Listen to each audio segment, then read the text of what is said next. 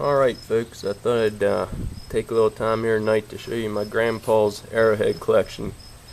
We found these just the other day.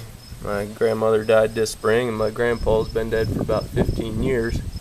So my dad and his sisters are going through their stuff and cleaning out the house and came upon a couple of these old boxes full of arrowheads that my dad never knew that my grandpa had them. So a lot of them, we're assuming that my grandpa found this stuff because a lot of them look like it's the same local stuff that we find here, pretty much all made out of rhyolite. There's a couple pieces there's a piece of quartzite, but pretty much everything else is rhyolite. Some pretty nice pieces. Here's a nice big triangle. And then you got the roughed up pieces too. They're probably all field finds. Here's a couple. Here's a big piece of quartzite that's busted off. That would have been a nice big blade. A couple other big blades in here, and it's got the tip busted too.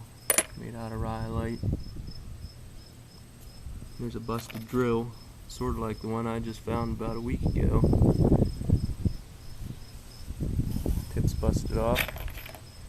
And there's a couple nice ones, a little bifurcate there. And then, so yeah, this is all pretty average stuff for this area.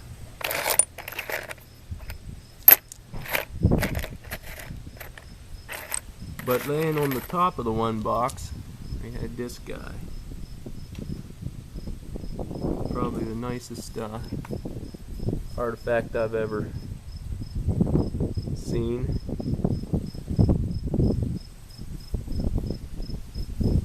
Slate birdstone. I don't know if Aiden, get out of here.